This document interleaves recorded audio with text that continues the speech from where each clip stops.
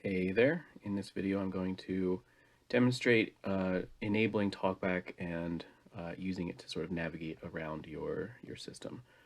So I'm on my Android phone here, and this is just my home screen. I have it rotated to landscape mode just to not make a vertical video, honestly. But this is just my normal home screen. So from here, I am going to swipe down from the top. And I'm going to do it again to get to like this little settings gear in the lower right corner. So I'm going to click that. And in my settings, I have an accessibility section somewhere. So there it is. Accessibility is here. So I'm going to click that. And then I'm going to scroll down to screen readers and then to the talkback section. So I'm going to click that. And from here, you can read about the gist of how it works, but that's what I'm going to go over in this video. So I'm going to scroll back up and I'm going to click on this like use talkback switch here. So I'm going to click that and that will enable talkback. Talkback on. Talkback. Navigate up button. Double tap to activate. So I have now enabled talkback, and if you are sort of new to talkback, it might be a little bit overwhelming or discombobulating at first because the controls are just a little bit different than what you're probably used to if you haven't used a screen reader before. So notice first of all that there's like a green highlight on the screen, and that is the focus of TalkBack, and that's what TalkBack will sort of announce to you. It'll describe what is under the green thing. The idea being, if you can't actually see the screen, then TalkBack will tell you what's on the screen. So a few ways to use TalkBack. One of the most common things I do is swipe left or swipe right to go like back and forth between like the previous and the next item to be read out. So let me swipe right. Talkback. And it just moved the focus to the next thing and read it out. So I'm gonna swipe right again. Use talkback on switch in list. Double tap to activate. And as talkback just announced, I could double tap now to activate that, but that would turn it off, which is not what I want to do here. So I'm gonna swipe left to go back. Talkback out of list. And I'm gonna swipe left one more time. Navigate up button. Double tap to activate. So now I have the like back button, or the navigate up button, I guess it's called, highlighted. So I'm going to double tap that to actually activate it, which is the same as like just tapping on it if I wasn't using TalkBack. So I'm going to double tap now. Accessibility. Navigate up button. Double tap to activate. So from here, I'll talk about like I can use, if I want to scroll up and down in a list, I can use two fingers. So I'll put both of my fingers on the screens kind of next to each other and then scroll up and down. So I can scroll up and down in a list and then click around. From here, I want to maybe just go back to my home screen. So I want to click the home button here. Navigation bar, home button. And again, double tap to activate. Double tap and hold to long press. Notice that the home button, after I tapped on it, is highlighted. It's not actually interacted with yet, because tapping on something tells TalkBack to tell you what is underneath that that section where you tapped on, and if you want to actually interact with it, you have to double tap. So I'm going to double tap right now. Pixel launcher, digital clock. Double tap and hold to long press. Actions available. Use tap with 3 fingers to view. So I'm back on my home page, my home screen here. I maybe just to demonstrate some things, I'm going to maybe open up Chrome. So let me click on Chrome. Predicted app, Chrome. Double tap to activate. Double tap and hold to long press. Actions available. Use tap with 3 fingers to view. And to actually open up Chrome, I need to double tap that. Accessibility, happy coding. Web view, Chrome. Now I am in my browser and I want to swipe around a little bit. Let me swipe right a few times just to kind of get the focus into the page.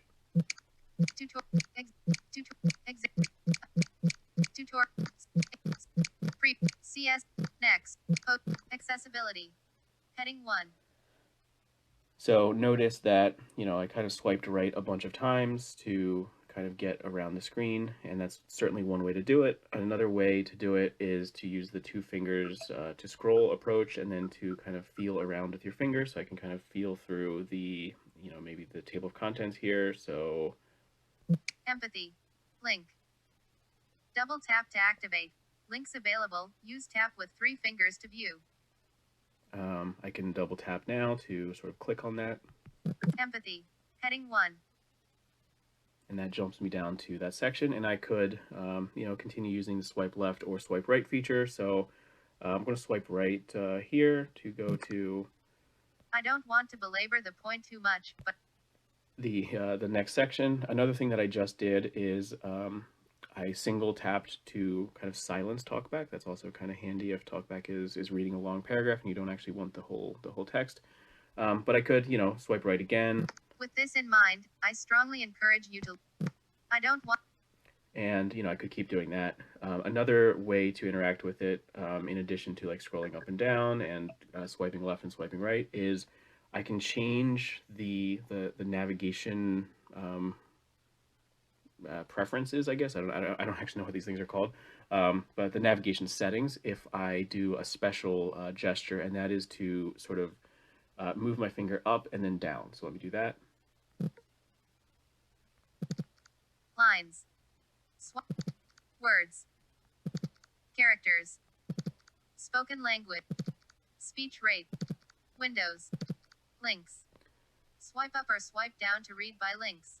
So I've switched my navigation mode to links, which means if I now swipe down, it will, instead of just going to the next thing, which is maybe just a sentence or a paragraph or whatever, it'll go down to the next link instead. W3. Org's user stories. Link. And Double tap to activate. Links available. Use tap with three fingers to view. I can swipe down again and again to Tommy edit. Good contrast. Diverse abilities and barriers. Talkback. Link. Talkback tutorial. Link. And this feature is, you can think about it similar to if you are a sighted user and you open up a page and you kind of quickly scan through the page to look for links. If you can't see the links, you can't do that, right? So that's what this feature is helping you do, is to sort of scan through the links quickly. So that's why people would navigate by link. Let me change it to like navigate by heading just to show that off. Voiceover. It's a little. Controls. Headings. Swipe up or swipe down to read by headings. Okay, and again, the way I did that was to swipe up and then down to kind of change the navigation mode. So I'm going to swipe down now, and it'll take me to the next heading. Switch devices.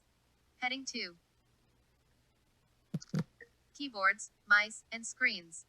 Heading 2. So I can keep doing that. W3C, WAI, WCAG, ARIA. Heading And 1. and the reason for that is, similarly, if you were a sighted user and you opened up a page, you could quickly scan through kind of visually and look at the headings to find the one that you wanted in the page. If you can't see the headings, it's going to be kind of hard. So this navigation by headings lets you do that with your screen reader. Okay, yeah, I think that's about it. The other thing I'll mention again is like I can click around in here to, let me find a link or something. W3C. Link. Double tap to activate. Links available. Use tap with three fingers to view. So I got to that by swiping right a few times to sort of navigate through the content. And now if I wanted to click on that, I could double tap exactly how I've already shown double tapping other elements and other components. So the things I use most often are swiping left and right to sort of go to the next thing. This can be pretty confusing. This W period bullet W is the web accessibility. And in addition to left and right, I use the sort of two-finger scroll feature, which lets you kind of scroll around, and then you can click around to feel your way through the screen. You can also install the and then I use the sort of swipe up, swipe down thing to change the navigation mode to change how I'm interacting with the page.